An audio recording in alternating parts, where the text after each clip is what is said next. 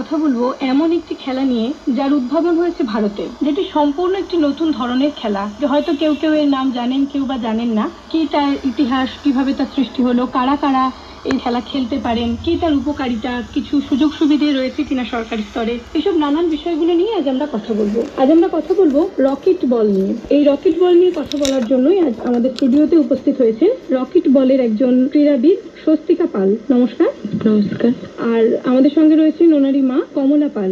দুজনকেই আমাদের স্টুডিওতে স্বাগত জানাই। নমস্কার। নমস্কার। তো স্বস্তিকা, প্রথমেই যদি আপনি আমাদের জানান যে আপনার এই খেলায় আসা কিভাবে? আমার এই খেলাটা আসলে আমি যখন স্কুল চলাকালীন আমাদের একটি স্যার এসে এই খেলাটিতে জানান, তো আমি এই খেলাটায় আগ্রহ প্রকাশ করে এই খেলাটিতে আমি এগিয়ে যাই। কেমন তাও জানতাম না, এমনকি দেখিও নি খেলাটা। তো আগ্রহ মানে খেলার বিষয়ে আমার প্রথম থেকেই ছোট থেকে আগ্রহ আছে, তো সেইভাবে আমি এগিয়ে যাই আগ্রহ প্রকাশ করে। তারপর খেলাটাতে আমি খেলি এবং খুব ভালোও লাগে। তারপরে ধীরে ধীরে খেলাটাতে উন্নতি করি, যেখানেই যাই কোনো না কোনো পজিশন নিয়ে আসি। ফার্স্ট নয় সেকেন্ড নয় কখনো থার্ড, সবসময় নিয়ে আসি আমরা। আর এই খেলাটা এইভাবে আমার মধ্যে আরো ইন্টারেস্ট হয়ে উঠেছে এবং আরো সবার মধ্যে। আচ্ছা, এবার আপনি বলুন যে এটা কি ধরনের খেলা? এই খেলাটা টাইপ অফ ব্যাডমিন্টন, অনেকটা টেনিস খেলার মতো। আচ্ছা। এই খেলাটার 12x24 মিটার কোর্ট থাকে, আর কোর্টের মাঝ বরাবর সার্ভিস লাইন থাকে। এই সার্ভিস লাইনে যদি অপর টিম সার্ভিস করার সময় বল পড়ে যায়, তাহলে ওটা টেনিস বলের মতো অপর টিমের পয়েন্ট হয়ে যায়। আর এই খেলাটা মানে দু রকম ভাবে হয়, একটা লিগের ম্যাচ হয়, একটা নক আউট হয়। লিগের হলে মানে যেই কোর্টে 5 জন করে থাকে, লিগের হলে 3 জন করতে পারবে সার্ভিস, আর নক আউট হলে 5 জন করতে পারবে সার্ভিস। আর এই খেলাটা 11 পয়েন্ট, 21 পয়েন্ট আর 31 পয়েন্টের হয়। যদি লিগের হয় তাহলে খেলাটা 21 পয়েন্টের হয়, আর যদি নক আউটের হয় তাহলে 31 পয়েন্টের হয়। 11 পয়েন্ট হলে অন্য টিমের যেই টিমের 11 পয়েন্ট হবে তখন কোর্ট চেঞ্জ করা হয়। আবার এইভাবেই 11, 21, 31 এইভাবে খেলাটা হয়। আচ্ছা আচ্ছা, এর কি কোনো বয়স সীমা আছে যে এই বয়স থেকে খেলা শুরু করা যায়? এই খেলার বয়সটা এখনো সেইভাবে আসেনি। এই খেলাটা যে কেউ খেলতে পারবে, মানে যে কোনো বয়স থেকে শুরু, যে কোনো বয়স থেকে। এমনকি এটা তো মানে ছেলেদের যে খেলাগুলো হয়েছে, মানে আরো যেসব জেলা থেকে, হুগলি, পুরুলিয়া, সেসব দেখেছি, মানে খুব ছোট যারা যেসব বাচ্চাটা 2 এ পড়ে তারা পর্যন্ত এই খেলা খেলেছে। আচ্ছা, তো কতদিন ধরে আপনি এই খেলায় রয়েছেন? 5 বছর। তো শুরুতে যখন আপনি এসেছিলেন আর আজকে 5 বছর পরে আপনার কি মনে হচ্ছে প্রসার ঠিক কতখানি হয়েছে? এর প্রসারটা ধীরে ধীরে আস্তে আস্তে ছড়িয়ে যাচ্ছে এবং মানুষের মনে একটা জায়গা তৈরি করে নিচ্ছে। এই খেলাটা যখন কেউ দেখে তার মনের মধ্যে একটা মানে আগ্রহ প্রকাশ হয় যে এই খেলাটি সেও যে খেলতে পারতো। এই খেলাটা এমনকি 60 বছরের পর বয়স যাদের, এমনকি তারাও খেলেছে। যেমন আমাদের যখন ওখানে ডিস্ট্রিক্টে খেলা হয়েছিল, তখন তো ওইগুলো মানে ডিস্ট্রিক্টে ওইসব মানে জেলার এসেছিল, সেখানে অত খুব একটা বয়স্ক আসেনি। কিন্তু যখন ওই রাজ্যে খেলা হয়েছিল তখন তামিলনাড়ু থেকে যারা এসেছিল বেশিরভাগটাই বয়স্করা খেলছিল এবং তারা খুব ভালো খেলেছে। আচ্ছা, মানে বয়স্করাও খেলতে পারে, কারণ এখানে খুব একটা শারীরিক কসরতের প্রয়োজন নেই বোধহয়। না। আচ্ছা আচ্ছা, সঙ্গে রয়েছেন ওনার মা কমলা পাল। ম্যাডাম, আপনি যদি আমাদের একটু জানান যে মেয়ে যখন এই খেলায় এলো, প্রথমত মেয়ে সন্তান, দ্বিতীয়ত খেলবে, তার উপর একটা সম্পূর্ণ আনকোড়া খেলা, আপনার কি মতামত ছিল? আপনি রাজি ছিলেন? আমি তো খুবই রাজি ছিলাম, কেননা আমিও মন থেকে চাইতাম যে আমার মেয়ে খেলার দিকে এগিয়ে যাক। ও সবকিছুতেই ওর একটু আগ্রহী ছিলই, কোনো কিছু হলেই ও এগিয়ে যেত। মানে ওর মধ্যে সেই কনফিডেন্সটা আছে আমরা ভাবতাম, কিন্তু সেই রকম কিছু পরিস্থিতিতে আমরা পড়িনি, সেইভাবে দেখিনি। কিন্তু এই রকেট বলটা আসতে, স্কুলে আসতে ও আমাকে যখন জানালো, আমি তো ওকে প্রথমেই সাপোর্ট করি, তারপরে ওর বাবা সমস্ত কিছুটার জন্য ওর বাবাও সাপোর্ট করলো। আচ্ছা, তো এই যে ধরুন 5 বছর ধরে খেলছেন আপনারা, সরকারি স্তরে কোনো সুযোগ সুবিধা বা আর্থিক সহযোগিতা কিছু পাওয়া যায় ক্ষেত্রে? না, কোনো অবধি এই আর্থিক সহযোগিতা আসেনি। কিন্তু এই খেলাটা ওই যে আমরা যে সব সার্টিফিকেট পজিশনের সার্টিফিকেট গুলো পাই, এগুলো একটা হচ্ছে সুবিধা আছে যে কোর্সের এই সার্টিফিকেট থাকলে আমাদের কাছে, তাহলে ওই সার্টিফিকেটটা যেই টাইমটা আমাদের যে কোনো সরকারি এতে যে টাইমটা ডিউটি থাকে, ধরুন 4 ঘন্টা ডিউটি এরকম, তখন সেটা হাফ হয়ে যায় 2 ঘন্টা ওই সার্টিফিকেট থাকলে। এটার ফেসিলিটি। আচ্ছা, এই খেলাতে আপনি তো বলছেন এলেন বছর 5 আগে এসেছেন, ঠিক আছে, কিন্তু তখন কি আপনি জানতেন এর ইতিহাসটা কি বা কিভাবে হয়েছে? জানতেন কি কিছু? না, এতটা আজকে কতটা জানেন এর ইতিহাস সম্পর্কে খেলতে এসে? আজকে যতটা মানে এর ইতিহাসটা ছড়িয়েছে বলতে গেলে ঠিক ততটাই জানি। কিন্তু যখন মানে শুরু কবে থেকে হয়েছে? 2013 থেকে এটা পাঞ্জাবে শুরু হয়েছে। যিনি পাঞ্জাবে শুরু করেছিলেন, যে এটা যিনি জনক, তার নাম হচ্ছে গুরু চরণ সিং বালা। অমৃতসরে বাড়ি ছিল, তিনি এখন নেই, মারা গেছে। আচ্ছা, এতদিন পর্যন্ত আপনি কোন কোন লেভেলে খেলেছেন সেটা যদি একটু বিস্তারিত জানান। আমি প্রথমে তো স্টেট খেলেছি, ডিস্ট্রিক্ট স্টেট, তারপরে ন্যাশনালে গিয়েছিলাম। মানে ডিস্ট্রিক্টে যারা চ্যাম্পিয়ন হয় তারাই হচ্ছে ন্যাশনাল এটাই যেতে পারে, ন্যাশনালে খেলতে যাওয়ার এটা সুযোগ।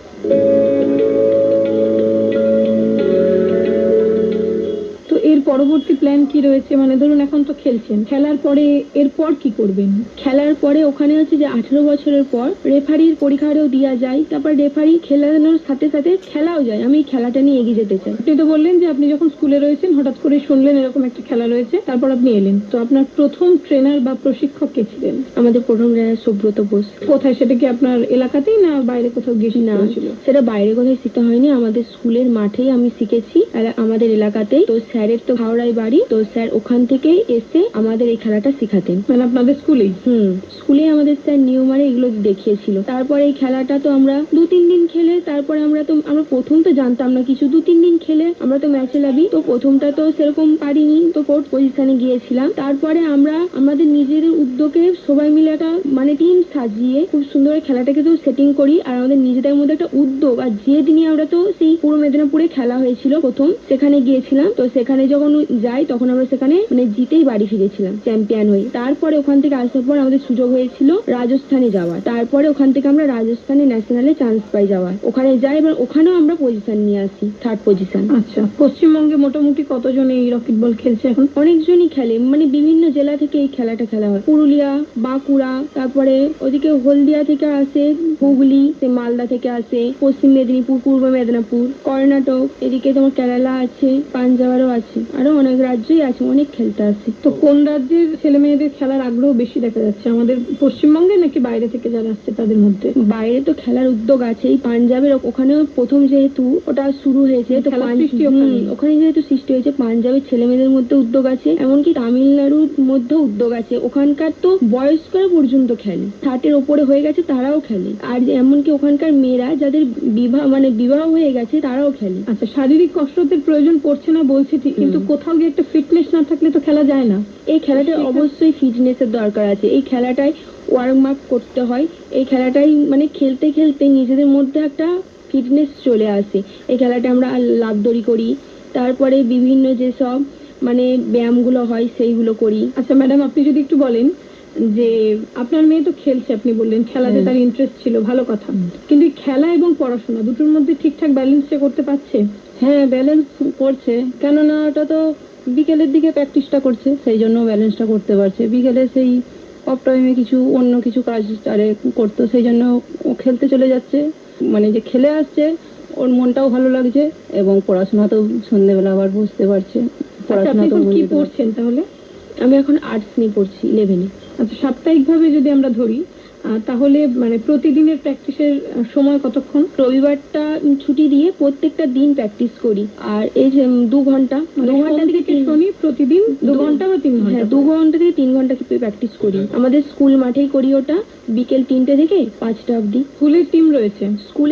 স্কুলের টিম বলতে ওই এলাকারই, ওখানকার যে আরো আশপাশের যে স্কুল আছে ওখানে তো আরো আছে, আমাদের দেওরা আছে, আশপাশে গ্রাম আছে, পিপুল্লানারে আছে, আরো অন্যান্য যে গ্রামগুলো আছে, তো ওখান থেকে কিছু কিছু ছেলে মেয়েরা এখানে মানে একসাথে আমরা জড়ো হয়ে এই খেলাটা খেলি। স্বস্তিকার মায়ের কাছে আসবো, যে মেয়ে তো এরকম একটা খেলা খেলছে যেটা ধরুন প্রায় নতুনই বলা যায়, অনেকের কাছেই অপরিচিত, তো সেক্ষেত্রে আপনার প্রতিবেশী বা আপনার আত্মীয় পরিজন তাদের প্রতিক্রিয়া ঠিক কিরকম?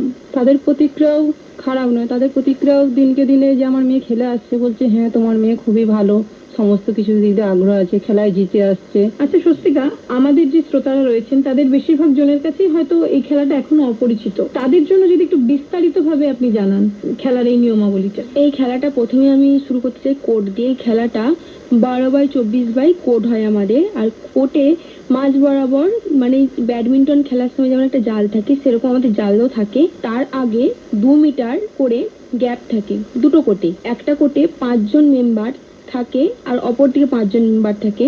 সার্ভিসের সময় যদি একজন মানে সার্ভিস করে, তখন যদি ওই সার্ভিসের বলটা ওই 2 মিটারের মধ্যে পড়ে যায়, তাহলে কিন্তু অপর টিমের পয়েন্ট হয়ে যাবে। আর যদি না পড়ে তাহলে কন্টিনিউ খেলা চলতে থাকবে যতক্ষণ না বল মাটিতে পড়ছে, আর মাটিতে পড়ে যাওয়ার পর বল তোলা যাবে না, অপর টিমের পয়েন্ট হয়ে যাবে। আর এই খেলাটা আরেকটা নিয়ম যেটা ডবল টাচ, মানে একজন মারতে যাচ্ছে আর একজন মারতে গিয়ে ব্যাট যদি ঠোকাঠুকি হয়ে যায়, তাহলে সেটা কিন্তু অপর টিমের পয়েন্ট হয়ে যাবে।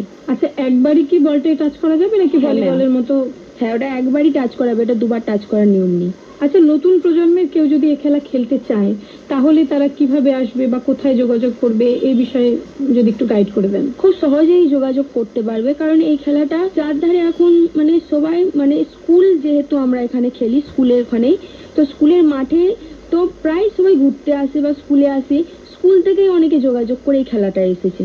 খেলাটা তারা যোগাযোগ করতে পারে, ইউটিউব মাধ্যম থেকেও যোগাযোগ করতে পারে। এই খেলাটা, এই যে হাওড়া ডিস্ট্রিক্ট রকেট বল, এই চ্যানেলটা থেকে অবশ্যই কেউ যদি মানে কমেন্ট করে তাহলে যোগাযোগ করতে পারবে আমাদের সাথে। আচ্ছা, এই খেলাটাকে আপনি 5 বছর পর, মানে 5 বছর আগে আপনি এসেছেন এই খেলায়, আগামী 5 বছর পর আপনি কোথায় দেখতে চান? এই খেলাটা আমি দেখতে চাই ইন্টারন্যাশনাল হবে, এবং ইন্টারন্যাশনাল বা অলিম্পিকে এই খেলা পর্যন্ত হবে, এই পর্যন্ত দেখতে চাই।